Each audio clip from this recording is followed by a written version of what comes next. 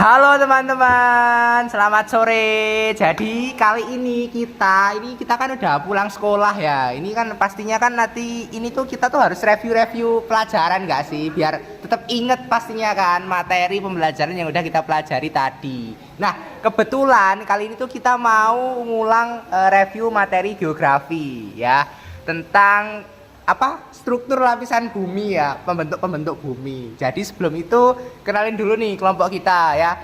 Kenalin, nama aku Fauzan Nurhina Astono, nomor absen 13. Saya Siva Fitri Aprilia, absen 33.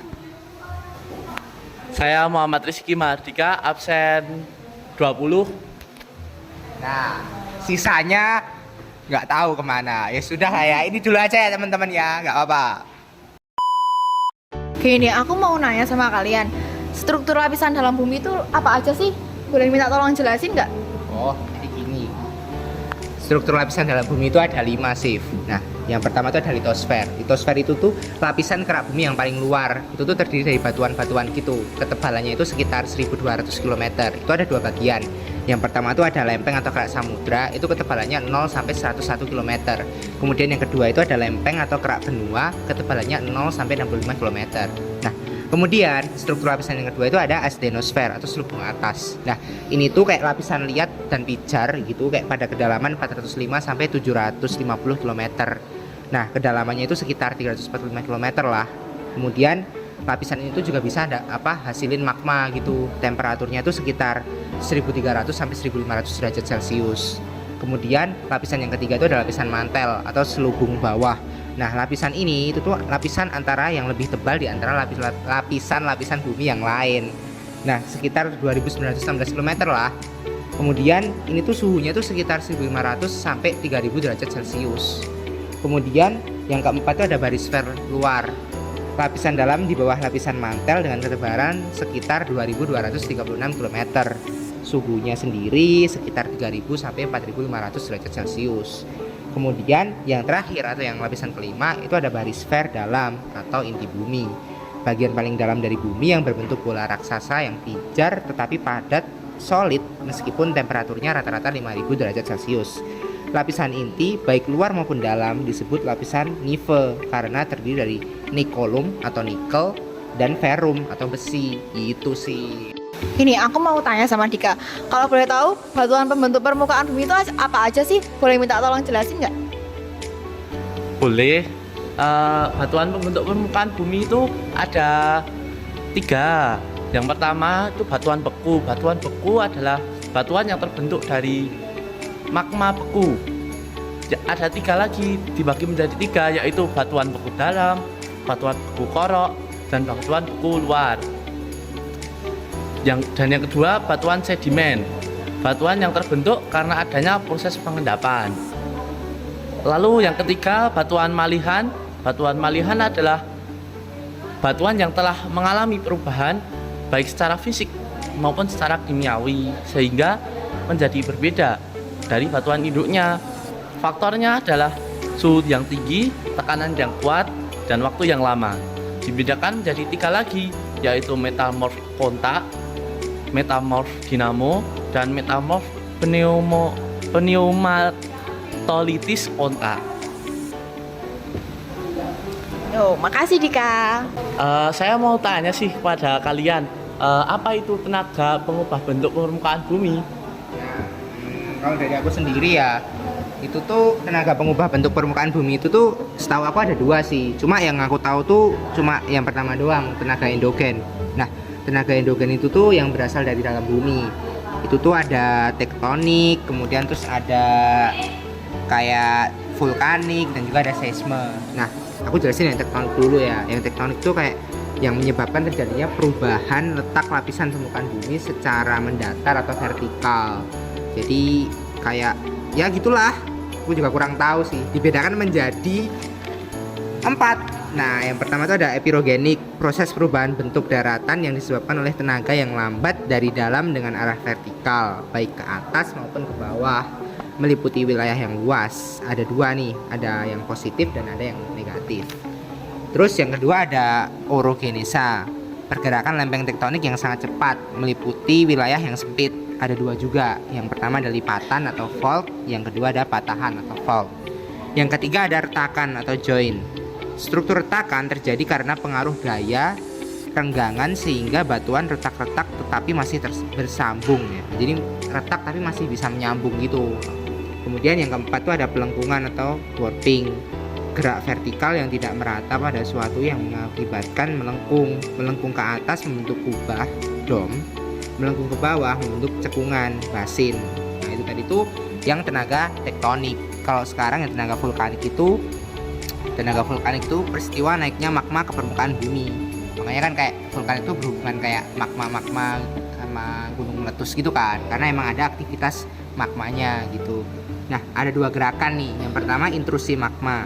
Itu tuh kayak proses penerobosan magma melalui retakan-retakan dan telah pada lapisan batuan pembentuk litosfer tetapi tidak sampai keluar permukaan bumi. Bentuk hasil intrusi magma tuh kayak batolit, lakolit, sil, dan korok. Nah, kemudian kalau ekstrusi magma itu proses keluarnya magma ke permukaan bumi. Ada dua cara. Yang pertama meleleh, erupsi efusif, kemudian mendesak tubuh gunung api atau erupsi eksplosif. Nah, terus berdasarkan tempat keluarnya magma juga ada beberapa macam. Yang pertama ada ekstrusi sentral, terus ada ekstrusi linear, dan juga ada ekstrusi areal. Nah, yang terakhir tadi itu seisme atau gempa bumi. Getaran yang dapat dirasakan di permukaan bumi karena adanya gerakan, terutama yang berasal dari dalam lapisan bumi. Secara umum penyebab terjadinya gempa bumi ada tiga. Ada gempa tektonik, gempa vulkanik, dan juga gempa runtuhan atau gempa terban. Gitu. Nah, mungkin kalau yang eksogennya bisa dijelasin sama Siva deh. Aku juga kurang tahu nih. Nah, jadi yang kedua itu ada tenaga eksogen. Tenaga eksogen yang berasal dari luar bumi dan bersifat merusak, terdiri dari empat. Yang pertama yaitu pelapukan. Pelapukan yaitu proses penghancuran massa batuan yang disebabkan oleh pengaruh cuaca angin dan organisme. Nah, pelapukan dibagi menjadi tiga, yaitu yang pertama pelapukan mekanik, yang kedua pelapukan kimiawi, dan yang ketiga pelapukan organik. Lalu yang kedua ada erosi, adalah proses terlepasnya partikel batuan secara alami. Erosi dibagi menjadi empat. Yang pertama erosi aliran permukaan. Erosi ini terjadi apabila lamanya hutan melebihi kapasitas infiltrasi. Dan yang kedua yaitu erosi angin, proses pengikisan yang disebabkan oleh angin. Yang ketiga erosi glacier. Yang keempat erosi air laut. Dan tenaga eksogen yang nomor 3 yaitu mass wasting. Mass wasting adalah perpindahan massa batuan karena pengaruh gaya berat. Yang pertama tanah mengalir, yang kedua tanah ambles, yang ketiga lumpur mengalir, yang keempat tanah longsor, dan yang kelima tanah kendur, dan yang keenam rayap tanah. Dan yang terakhir yaitu sedimentasi, adalah pengendapan material. Erosi karena kegiatan pengangkutannya berkurang. Yang pertama yaitu sedimental pluvial, yaitu proses pengendapan materi yang diangkat oleh air sepanjang aliran sungai. Yang kedua sedimentasi aeolis, yaitu proses pengendapan material yang diangkut oleh angin. Dan yang terakhir yaitu sedimentasi marin, pengendapan material hasil abu di sepanjang pantai. Jadi itu yang kedua yaitu tenaga eksogen. Nah, sekarang aku mau tanya nih ke kamu, kayak apa sih itu pembentukan lapisan tanah? Bisa kamu jelasin nggak?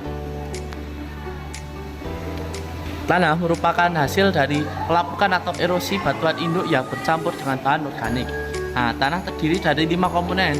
5 komponen itu ada partikel mineral, bahan organik, air, udara, dan jasad renik.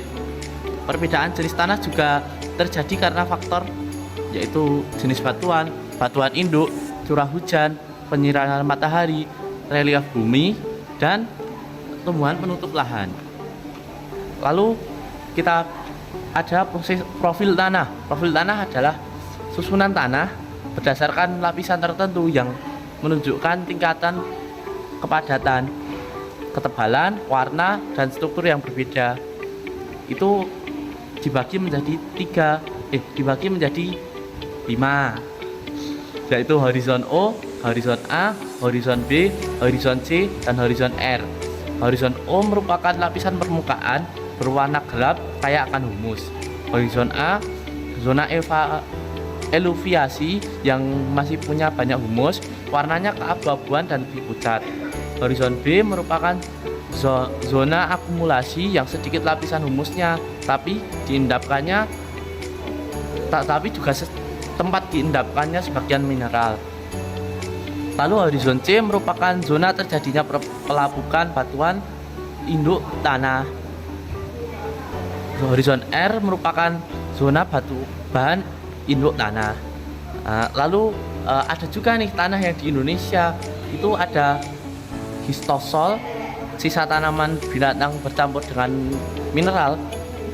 Lalu alfisol, batuan beku berkapur bersifat basa.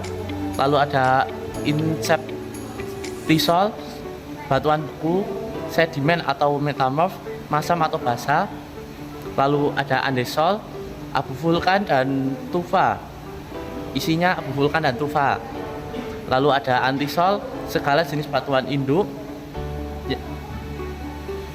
Lalu dilihat dari kesuburan tanahnya, itu dibedakan menjadi 4. Yang pertama tanah muda, yang kedua tanah dewasa, yang ketiga tanah tua, dan yang keempat tanah sangat tua.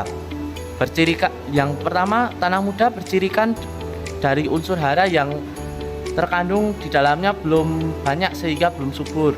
Yang kedua tanah dewasa, cirinya adalah unsur hara yang terkandung sangat banyak hingga sangat subur. Yang ketiga tanah tua, cirinya unsur haranya terkandung sudah berkurang.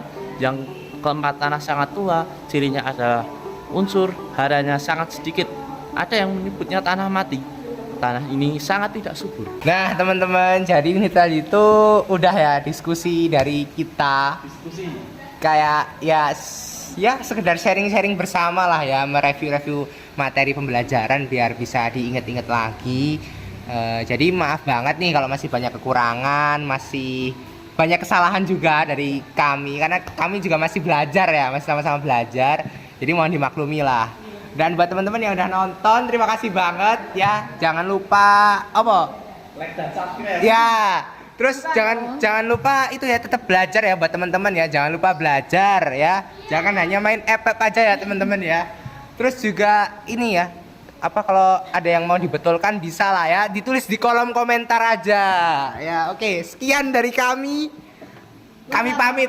Ya, wassalamualaikum warahmatullahi wabarakatuh.